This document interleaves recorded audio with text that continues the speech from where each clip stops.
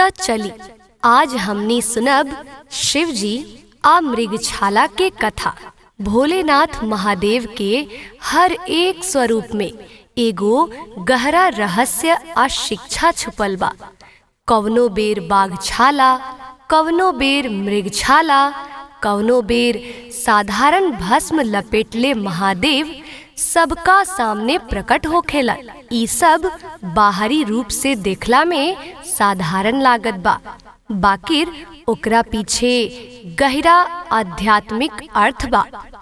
त आज हमनी मृगछाला कथा सुनब, जेकरा से मोह, माया आ अभिमान पर विजय के शिक्षा मिलेला। त सुनी, बहुत पुरान समय के बात बा। दक्षिण भारत में एगो घनघोर जंगल रहल। ओही जा बहुतन तपस्वी, ऋषि मुनि आ योगी लोग बसल रहस। सभे वेद शास्त्र के विद्वान, यज्ञ हवन के जानकार आ तपस्या में पारंगत रहस। ओही वन में एगो बड़का यज्ञ चलत रहे। ऋषि मुनि सब मिल के देवता लोग खातिर आ आपन तेज बढ़ावे खातिर यज्ञ कर रहल रहस।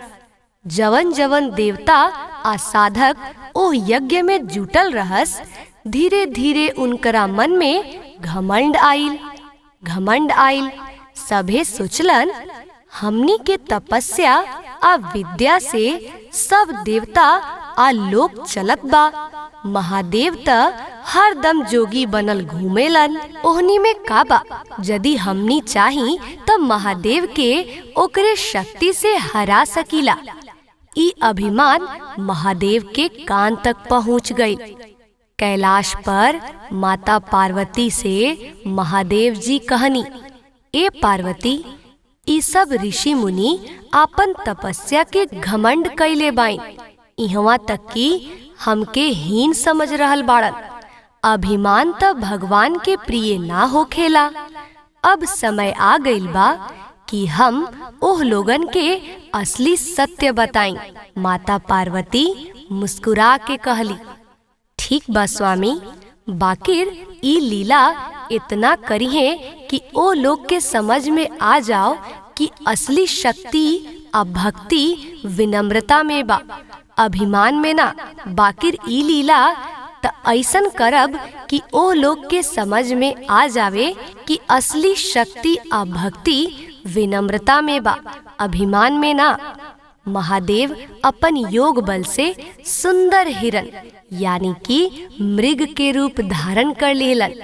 हिरन के ऐसन अद्भुत रूप रहल कि ओकरा देख के हर कोई मोहित हो जाओ।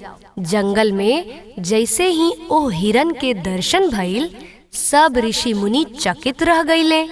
हिरन के चमकदार सोना जैसन रंग, चंचल आँख आ फुर्ती सबके मन लुभा लेहलस।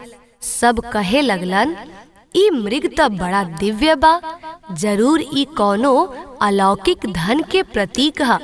हमनी एके पकड़ लेब त हमरा यज्ञ के सफलता औरी बढ़ जाई।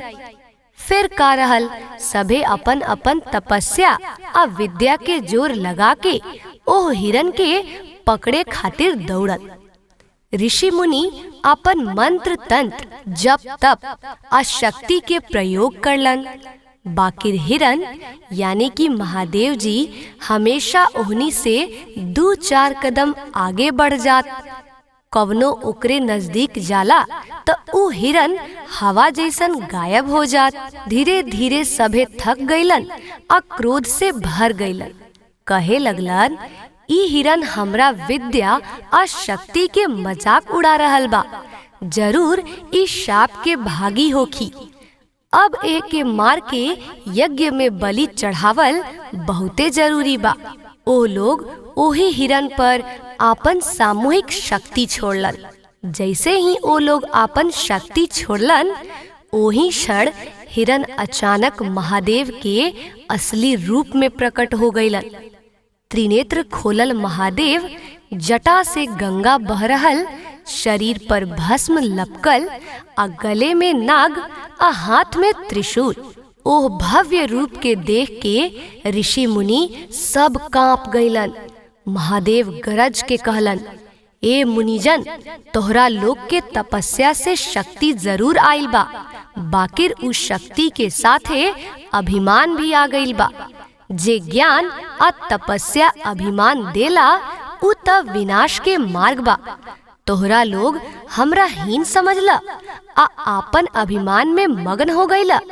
अब देखा मोह आ अभिमान कैसे नाश होला। महादेव ओही हिरन के रूप से निकलल छाला उतार लिहलन आ ओही छाला के आपन वस्त्र बना लिहलन।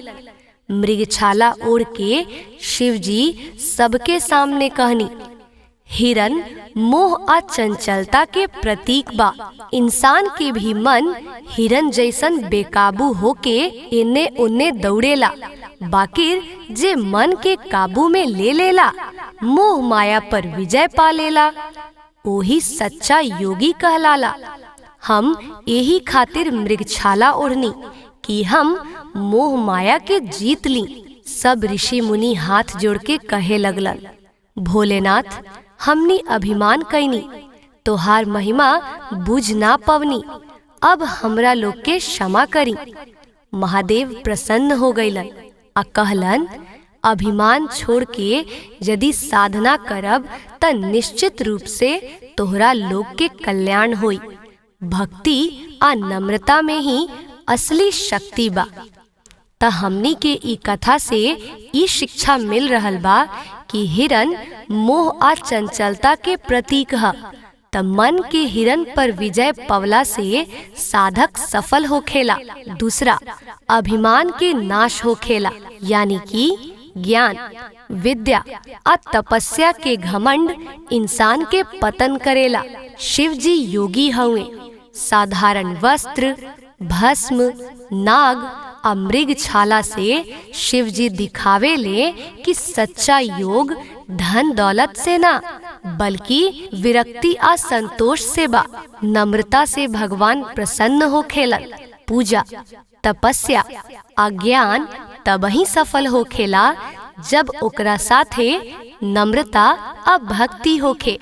ई कहानी के निष्कर्ष ई बा कि ई कथा से हमनी ई सीख ले सकीला कि मनुष्य के जीवन हिरन जैसन चंचल होखेला। मोह आ अभिमान ओकरा के भटकावेला, बाकी जे मन के काबू में करके भगवान के भक्ति आ विनम्रता अपनावेला, ओही के जीवन सफल होकेला।